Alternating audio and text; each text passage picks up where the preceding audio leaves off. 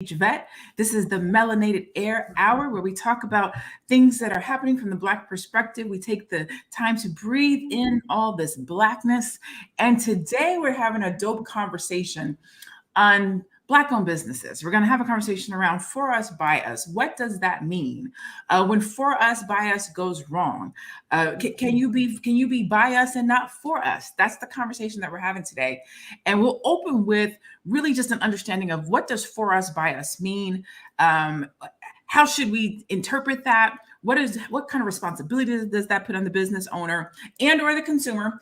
And we're going to talk about this advertisement that I saw that I sent to the ladies. It was a business in a box. It gave the impression that it was for Black people, Black business owners, and the comments said that it was not. So we're going to dive into that. But before we get there, let's talk about what does for us, by us mean. Okay, Teddy, we'll start with you. Hello, everyone. Thanks for joining us. I'm Teddy Ewing. I'm bringing you information on entrepreneurship, hustle, grind, and financial freedom. So this is kind of in my wheelhouse, but I think the for us, by us has a hard rap, meaning we put too much on it. To me, for us, by us means it is owned B1, right? By own Black business, employs Black employees. I don't necessarily think that means exclusively, but I think it needs to be majority. And it's meant to help the community and fill a hole in the community. And by community, I don't mean the physical place. I mean the Black community and everything about it. So I don't think businesses have to be strictly only advertising to Black customers, but it needs to benefit its Black customers. So that's what it means to me. All right. Thank you, Ms. Keisha. Hey, what's going on, everybody? Happy Tuesday. My name is Keisha Ravenel. I'm helping new and aspiring t-shirt business owners start their t-shirt business. So I am a for us, by us business, right? I am a Black woman and I help Black business or aspiring and new Black business owners to grow. And I also am a huge mental health advocate. Like I'm all about being healthy mentally, physically, and all of those things. And I'm talking to my Black people. So as Teddy said, it's B1, right? It's Black first. Now that's not to say that I wouldn't help, people from other communities, but my thing is pouring into the Black community financially, mentally, like I said, physically, just helping us to grow. So to me, that's what a for us, by us business is. It's not just, okay, like I'm a Black owned business and I have Black customers. It's also, okay, like Teddy said, what are you doing to help empower the Black community? Okay. So when we hear so me personally, when I think of for us, by us, it's literally everything that you guys said. It's a Black owned company, right? That is for Black people, right? But like Teddy said, it's not only Black people, right? It's a company that is established with Black core values, if you will, right? And you care about the Black community. That to me is the for us part. The by us part just says I'm a Black owned business. I am an owner that is Black, but that doesn't necessarily mean I'm for my community. That's the for us piece. I think it's two parts: for us and by us. So when I see a business online, and I'm going to do my best not to throw this business under the bus and try to shame them, but I believe as a Black owned business and a business owner and a person in the community, it's our responsibility to help businesses in our community to level up, right? And so if you see a business that has, to me, the name Black in it, I assume that you are a for us, by us business. The Black Business School, Upscale Noir, anything that has Black in it, I am assuming that you are for us, by us. And so when I go to do business with you or buy your product, that is my assumption. Okay. And so when I see an advertisement coming through social media with the name Black in it, and I go to read the comments and I'm seeing that you're not doing what you're supposed to do, you're not honoring your obligations to your customers, you are not providing service to the product that you give, then I don't feel like you're truly a for us, by us business, right? And I think it's important that we have these conversations in our community because a lot of businesses get stereotyped or thrown under the bus of quote unquote bad Black-owned businesses, when really we can all have great businesses if we follow the for us by us model. What would you guys say is a business model for a for us by us type of a company? Is it that we're doing better customer service? Is it that we are fighting against the stereotypes?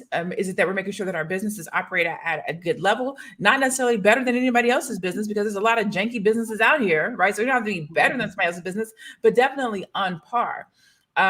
What do you think are some characteristics of a business that should operate from the perspective of for us by us? I think all of the above, Lene, but heavy on the customer service.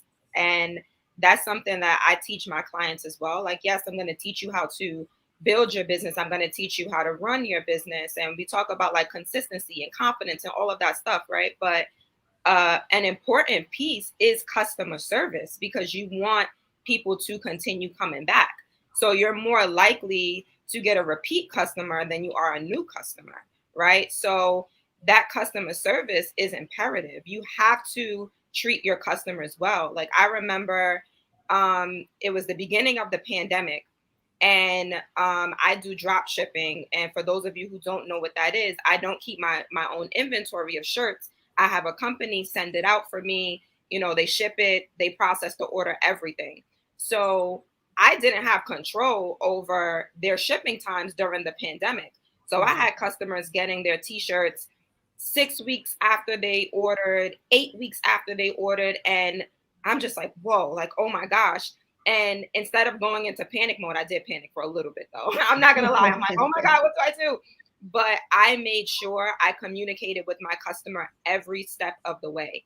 So I let them know what the deal was. Like, look, you know, my company, they're sending it out. You know, the communication is key. Right. Mm-hmm. And I had customers tell me the reason why I still shop with you was because of that moment. Like, you communicated with me. You made sure, you know, I felt like I felt important. You know, I felt important to you. And just you as a Black business, you know, I want to shop with Black businesses, and I see that you take your business seriously. So I think customer service is a huge, huge piece in a for us by us business. Okay. And I like to agree with that, but I think, especially if you're a solopreneur, like all three of us are, it's hard to scale when you're so focused on pleasing each and every customer at that personal level, right? Mm-hmm. So I think you really need to set up your business model so that it can kind of run itself. So you have a huge FAQ section. You have systems in place to ensure that it's kind of running smoothly. You have a virtual assistant maybe that might be cheaper than hiring a full-time employee that can check the email box and make quick replies, et cetera. Because I think that the for us, by us, we are hard on each other. We are hard on our people. Like, you know, people will snap out. Someone will go to McDonald's and don't get their order, and they don't never not go back to McDonald's again. But they order from a Kinky Curly something, and the product wasn't just right, or it didn't work for them, and they kept it for 6 months, and they wouldn't take a refund, and they blast them on social media. They talking dirty to them, and they snapping on the customers, or the people that are behind the counter. And it's like this, there's this elevated level of expectation for us by us stores. And I don't know why that is. I think we should give the level of customer service that you would give any customer, and that you are used to receiving from the businesses that you patronize, period. And nothing more and nothing less. So are we saying that although we know that Black-owned businesses have a stereotype, do you think then that if you go into business knowing that that stereotype is there, that you should put the emphasis, put the thought process, put the time and energy into making sure that you don't fall into a stereotypical business? I think you have to put it out there. I mean, I like social media for that reason. You can put yourself out there. You can have pre-recorded videos stating who you are, what you represent, and maybe how you're unique and how you can differentiate yourself from others. Mm-hmm. And keep it real, right? Like, if I don't show people who I am, then they may think I'm just like everybody else. So they might get to know me through social media, my YouTube channel, my Facebook channel, some of the courses. They take my courses and they get to like me. They feel like they get to know me. And hopefully, should something happen, like in Keisha's business, where there's a pandemic and the service I was providing is now knocked down a level out of my control, they'll give me grace, right? We don't give each other grace in the community. And I hate to be so generalistic, but it is so true. Like, I think there's like team B1, Black-owned businesses, and there's team I would never because of this, this, and this. I mean, I see it all the time. I'm on moms groups, all kind of stuff in the Black community. And they're like, see, I be trying to support my Black businesses, but this is how they do. And then they repost some bad customer service response, right? And I'm just like, did you give them grace? Did you guys have a conversation? And was it really that bad? I mean, sometimes it is, and sometimes it just ain't. Sometimes it ain't as bad as we make it out to be. You know what? So when I'm putting anything together, when I'm putting a process together, when I'm putting a product together, when I'm putting a launch together, when I'm putting a course together, I literally go through the whole process in my head. And for me, my business is based on Black people. I elevate, I upscale, I support, I create strategies for Black-owned businesses. Like, my whole business is built on Black people. And so for me, every piece of it, I feel like it has to be not perfect, but excellent, because I want Black excellence to be all through my business. So I do think about everything from a Black perspective. How is that going to impact somebody? Are they going to feel that that they got what they paid for? Is the customer service going to be well? Is this product going to work? Are they going to get the results that I say they're going to get? If something goes wrong, how am I going to fix it? Do I have a help desk? Do I have customer support? Like, I think every little intricate detail through, specifically because I do it for Black people, but not because I don't want to be a stereotypical Black-owned business, but because I want to make sure that Black people have an excellent experience.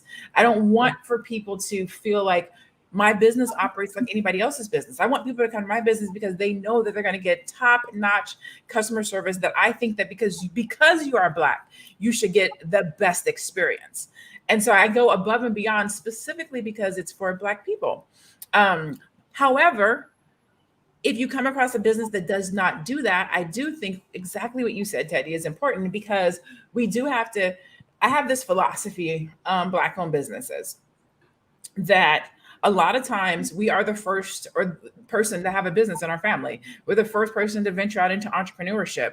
The same way there are family members that are the first to go to college. And a lot of times when you're the first, you have to make mistakes. You have to bump your head. You have to figure out how to do things on your own. And as Black-owned businesses and entrepreneurs, we can't go into the bank and get capital. We're self-funding, we're bootstrapping. And so there's a lot of turmoil that comes with being a Black-owned business. The other thing that we do is we don't properly hire, right? So let's say you go into a restaurant and you want to get food, because a lot of times you see a lot of bad service at restaurants, unfortunately. And you want to get some food. Well, what happens is somebody's niece is working the register because they would rather pay their niece cash money to save a little bit of money, right? So you're paying your niece cash money. She doesn't want to be there. So she has a bad attitude, which now leads to bad customer service. When in reality, if you had paid a single mom who needs to be there, would be kind and nice to your employees, you may have to pay taxes on that money and you may have to put her down as an employee, but the customer experience would be better. People would come back. Like, there's just things, there's reasons behind why we have to have grace with each other. Our businesses don't get up and running as quickly and as fast, or even as efficient as other businesses. And that grace that we should show each other should be in that. And the last point I'll say is also telling people when they don't do well in business. Yes. Like, I think what you just said, it's one thing to come to social media and blast somebody, but if you take a minute to talk to a business owner or say, hey, this is where you probably could have did a little something different, or I'll definitely come back if you do this. But a lot of times we don't. We'll leave that business and tell somebody else, and not the owner. So the owner can't take accountability. They can't fix it. They can't do better. So grace comes in so many different facets when we're talking about businesses in our community. Keisha, did you want to say something or add something to that? Yeah, I was just going to add to what Teddy said earlier about letting your customer get to know you, allowing your customer to get to know you. That is extremely important. And that does give you a certain level of grace with them when they do know you. And people typically purchase from you when they know you, they like you, and they trust you, right? So you should be showing up, on social media. You should be, emailing them, have an email list or whatever it is, however you need your customer or potential customer to get to know you. That is important. Absolutely. So did you want to say something, Teddy? I was just going to kind of circle back. I see some people coming in the chat, so I wanted to kind of refresh the conversation, saying we're talking about for us, but not necessarily by us. And what does Black-owned businesses mean to you? I see some comments in there, so welcome everyone. Thank you for being here. I see that people want to support Black businesses, and I think we all want to support Black businesses. And I saw a comment where, it says some Black people, this is from Fred, some Black people is just bad for business, point blank, period. But you know what? I mean, some people, and this is where we got to get to, y'all.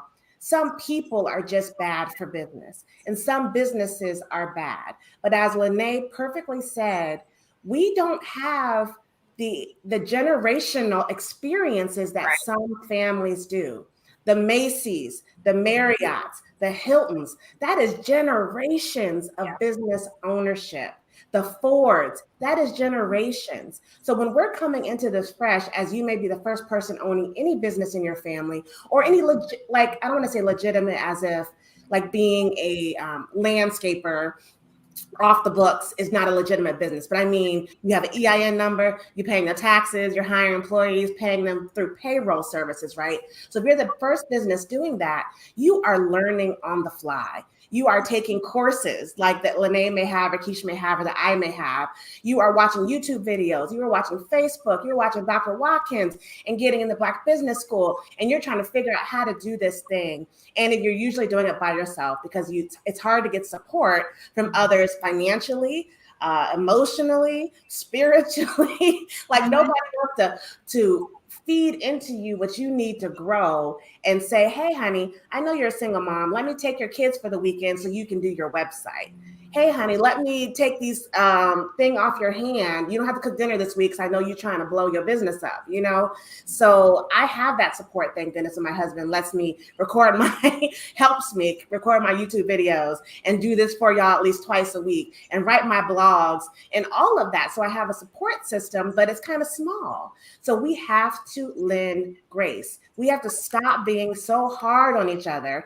And the post that we're really talking about, this business that is definitely probably not for us, even though it's representing itself that way, and definitely not by us. We have to hold them accountable. And when you're doing your own research, as I talk about in cryptocurrency all the time, do your research. If you see a lot of negative comments and you don't see a reply by that company, you need to halt. That is a red light, turn around, stop.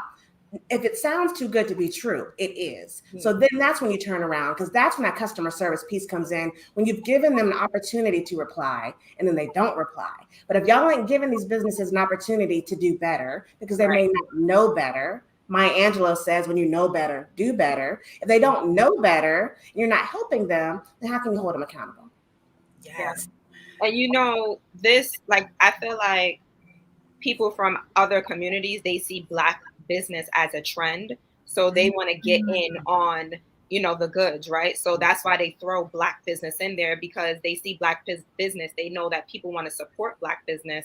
And they're like, ooh, we can get people this way, So you have to be very, very careful when partnering, when doing business with these companies that say Black business, or even these social media pages, because I remember I was looking for an influencer page. This was maybe earlier this year, last year. And it said promoting Black owned businesses. So I was like, oh, dope. It's a page. They promoting Black owned business. Let me see if I can get my t-shirt on there. So I'm looking through the page and there's no Black people. There's pictures of Black businesses, but the comments they weren't Black people. The likes weren't Black people. So then I'm like, well, who's following this page? And the followers weren't Black people. So I'm like, whoa, so looks can be very deceiving. So you have to be very, very careful when you are doing business. You have to do your research. Yeah, absolutely. And so to go back to that post, the advertisement was for a business that you basically can get out of a box, right? And one of the things we were talking about behind the scenes is that's not even legit. Like that's not even real. There's no such thing as a business in a box. Right. The website was really nice. The concept was dope. Like I'm not taking anything away from the concept. Like if Black people really could find a way to get a business in a box, it would be amazing. The downside would be you would need to have marketing in a box, expertise in a box, knowledge in a box, audience in a box, social media content in a box. Like it would have to, all that stuff would have to come out of it, because if somebody just literally handed you a business and was like, bada boom, bada bing, here you go run it, you wouldn't know what to do. Yeah. But to use that and throw the word Black in front of it, knowing how excited and resilient we are as a community, and the desire for a lot of people to be an entrepreneur and have their own business, it lacks integrity. It hurt my feelings when I saw it, only because I know how, and I'm not using desperate in a negative way. And I don't know how to make it more positive, but I know that most people are desperate to have more money, higher income, an additional revenue stream, the ability to build a legacy or an empire for their family. And they're willing to make the investment to do what it takes to do it. So if you're out here playing with people's emotions, I have a problem with that. And I have an even bigger problem if you put Black in it, because now I feel like you're literally a predator going after people in my community, selling them false hope. So I definitely want to make sure that you guys know and understand, just because something either is or looks like it's for us and it's by us, that doesn't mean that they go together. It might be by us and it might not be for us. It might be for us and it might not be by us. Like you got to do we give more grace as a community to, one of the comments made me ask this question, do we give more grace to non-Black owned businesses than we give to Black owned businesses? Oh, we absolutely give more grace. Overall, yes, we do. Yeah, we do. And why is that? We walk into our businesses. Like when you walk into McDonald's, you have no rhyme or reason, good or bad. You literally are walking into that business to get your Happy Meal and you're walking out. When you step into a Black owned business, you are already thinking that your service is not going to be great. So anything that business does, it's like I knew it type of a situation. We don't walk into our businesses with an even keel playing field. We don't walk into our Black owned businesses automatically giving them the doubt. We walk in there a lot of times already on the offense, on the defense. Like we're already walking in there thinking that something is going to go wrong. So any little thing is like, see, that's why, or I told you, or I knew. We don't walk in with grace. We don't walk in wanting to be understanding. We don't walk in giving them the same ability and error measurement that we do with other businesses. Right. And it was LaShonda's comment that made me say that, because she was saying she's dealing with a situation with a non-Black owned business. It's and the customer service wasn't great. So it's not exclusive to Black businesses. And of course, I've had bad business experience with all kinds of business. So that's just, I think if we can pull anything from this, it's just stop going in there with that expectation.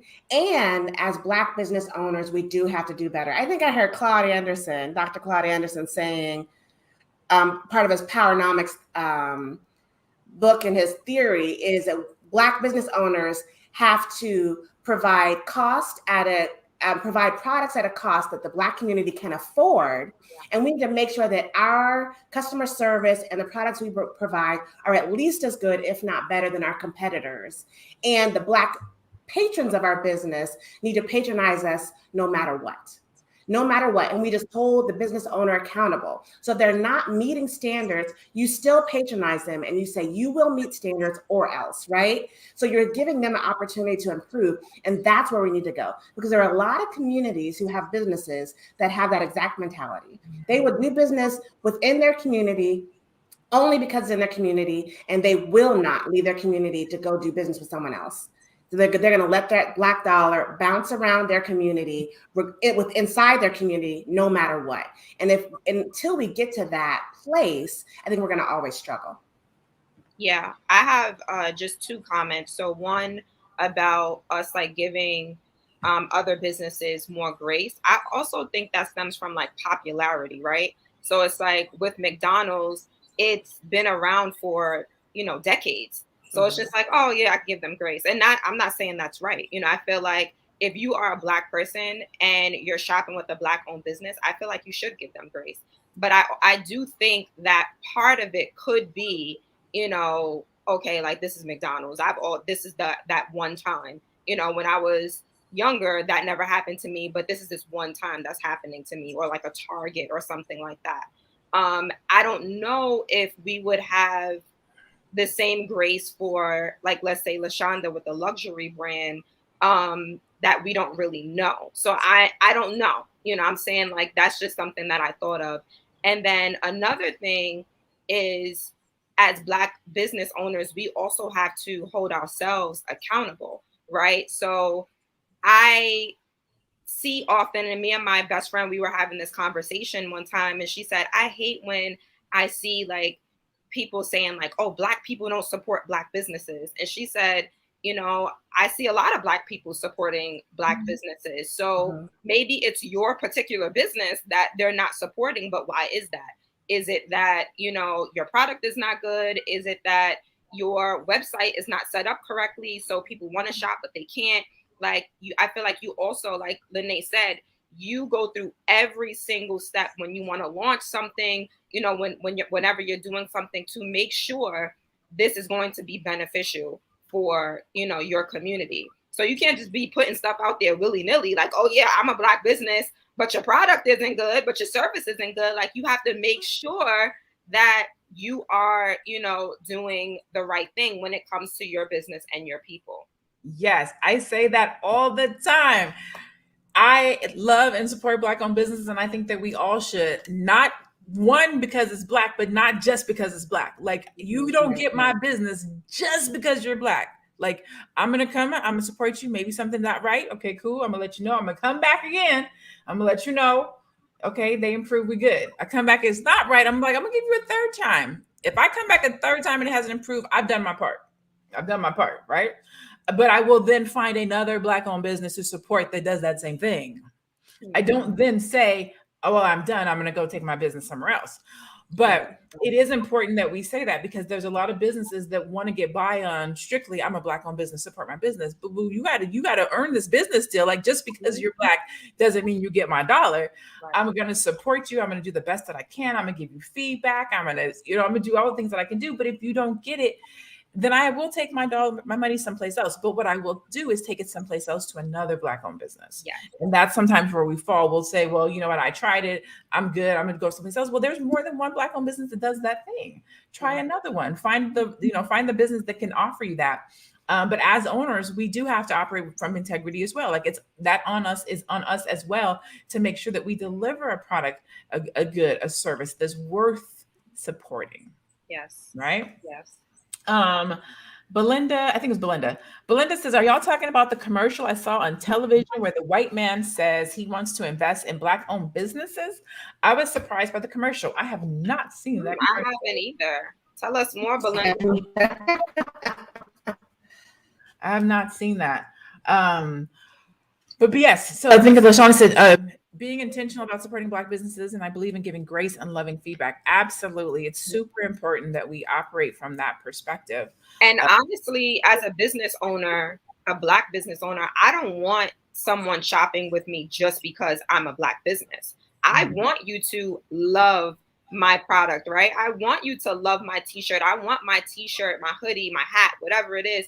I want it to mean something to you, because I want you to wear it. I don't want you to just buy it and then throw it in the back of your closet. No, like I created my shirts to uplift, to empower the Black community. So it's not just, oh, I created it to be a Black owned business. So I want you shopping with me because you believe in the message behind my business, as well as coaching.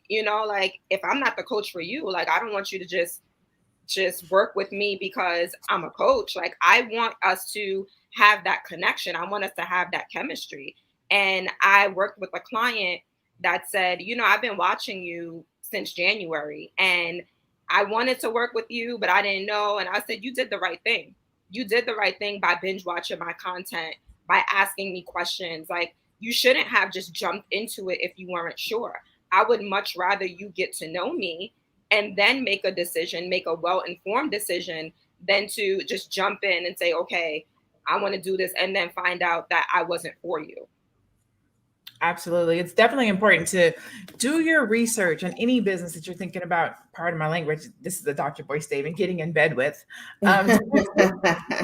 Do your research on any business that you're thinking about, doing business with, partnering with, giving your money to. Take the time to look at them. How do they roll on social media? What do their customers say about them? Do they get back to you in a timely manner? There's all these different variables and things that are happening in the world on the internet that will tell you whether or not a business is good to do business with. Any other comments around the room, the one you want to talk about with regards to business modeling from the perspective of for us, by us? Are there any tips that you might be able to give to somebody that's starting a business so that they can get off of the ground in a more productive manner, so that they don't have to fall victim to the stereotypes of ownership? I definitely think, and ladies, my videos, if my voice cuts out, let me know and I'll try to restart. I have to drop off. But I definitely think you need to invest in yourself. Keisha made that comment a couple of shows ago. You have to be willing to invest in yourself. And that means getting the knowledge, however you have to get it. And it may be easiest to buy a course and to watch that person you're trying to learn from on their free content to see if they're really going to give you that step by step. I'm a step-by-step person. And if you're going to gloss over it and not give me the detail, then I don't want to spend my money with you. But if you're giving me step by step on your free content, I can only imagine the wealth of knowledge you're giving me in your paid content. And paid content is probably going to get you jump started where you need to be. And you need to have mentors in your life that are doing the thing you want to do. You need to, and if you don't know them and you see somebody doing something you want to do, reach out to them and say, hey, can you help show me what you do? Can I shadow you? Can you teach me what you know? You may not get the yes, right? Hopefully you do. But if you don't, then go to the next person. And you need to kind of mirror and mimic who you're trying to become so that you can watch them and they can talk to you and tell you the pitfalls of business ownership. And there are tons. I'm learning every day that I didn't know something the day before. So it's a constant learning environment.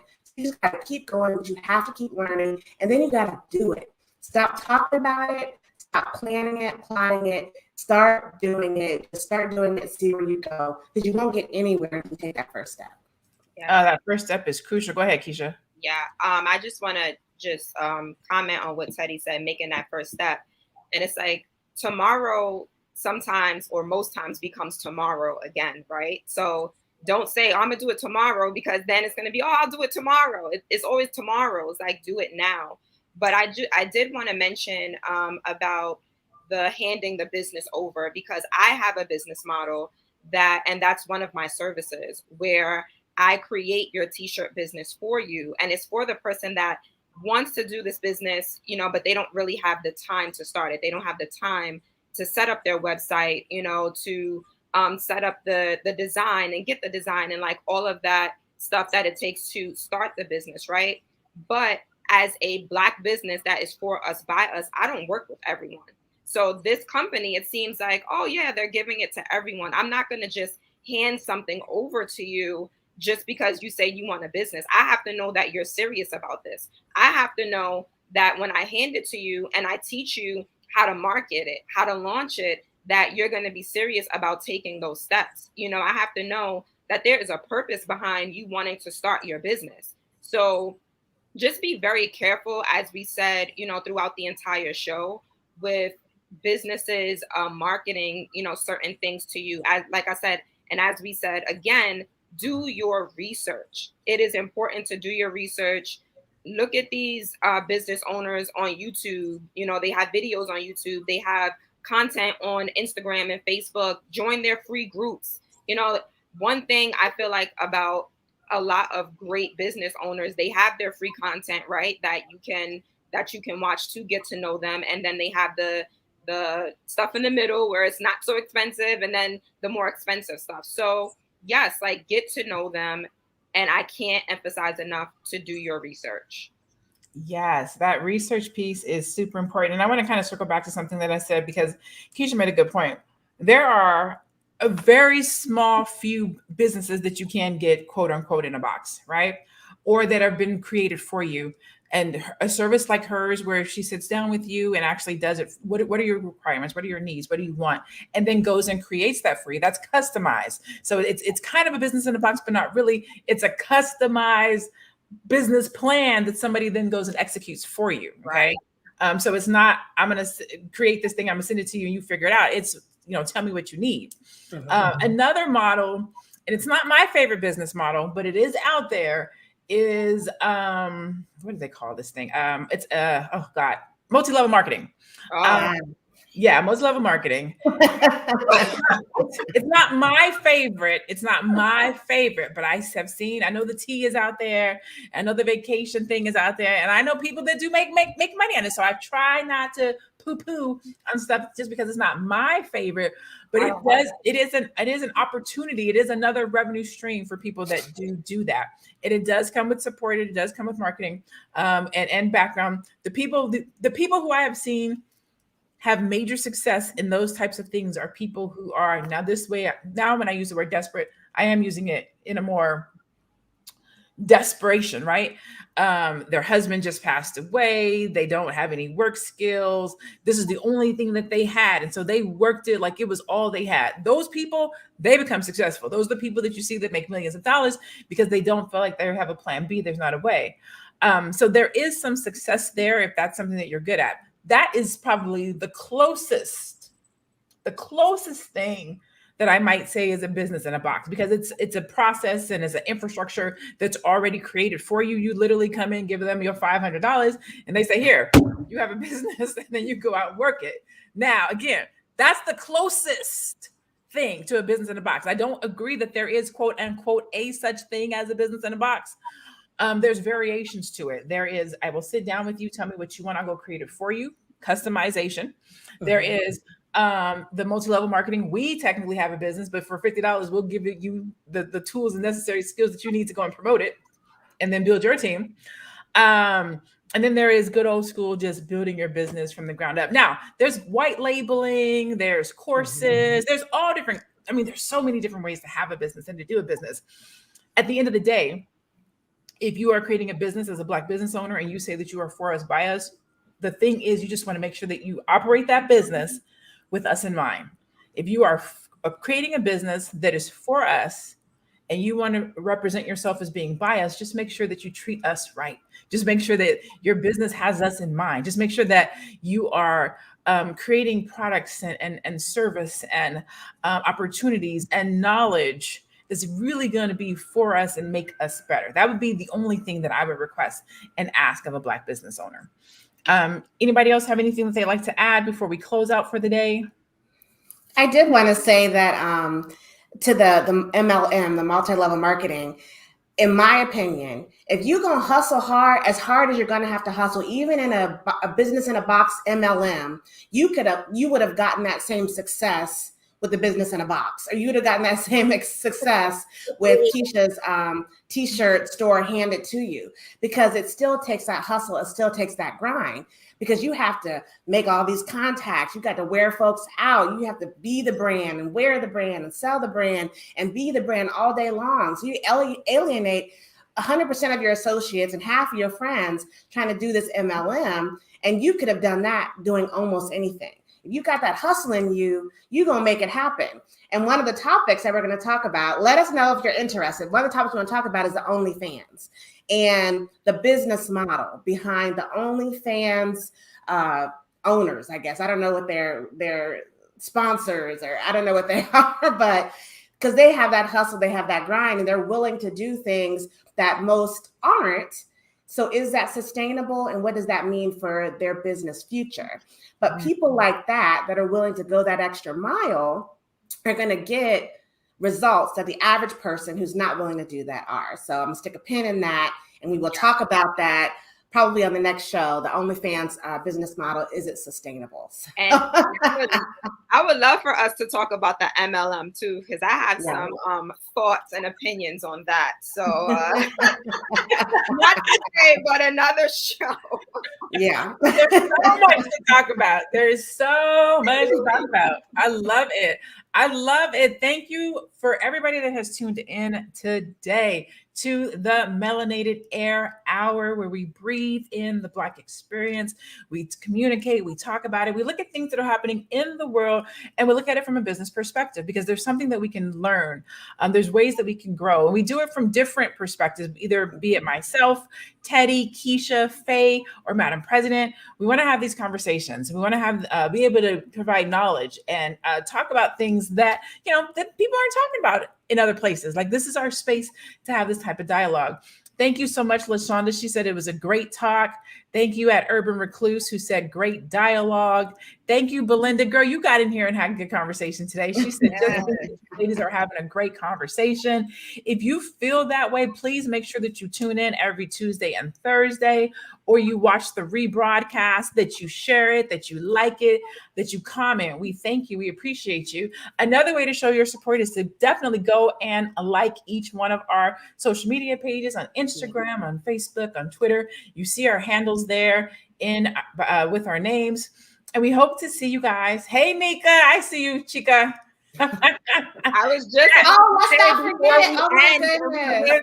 Lene, a birthday shout out. Yes, birthday shout out. Happy birthday, Lene. Happy birthday. Many blessings to you, Lene. Yes. Thank you so much. I so appreciate it. Thank you guys for being here with me today on my birthday. I appreciate that I get to share it with you guys, doing what I love to do, which is just love on the community. So I appreciate you all. Brady said, keep inspiring us. Bandile or Bandil. I apologize if I'm completely butchering your name, but I appreciate you, King. Thank you so much, Lee Love and Mikoko. What's up, girl? How you doing? All right, y'all. I will holler at you guys later. We will see you on Thursday. Tune in for the OnlyFans conversation, because I know this is about to be a good conversation, and I got volume to drops on that day with that conversation. It's gonna be good. So tune in. See you guys on Thursday, same time, same place. Peace. See you Thursday.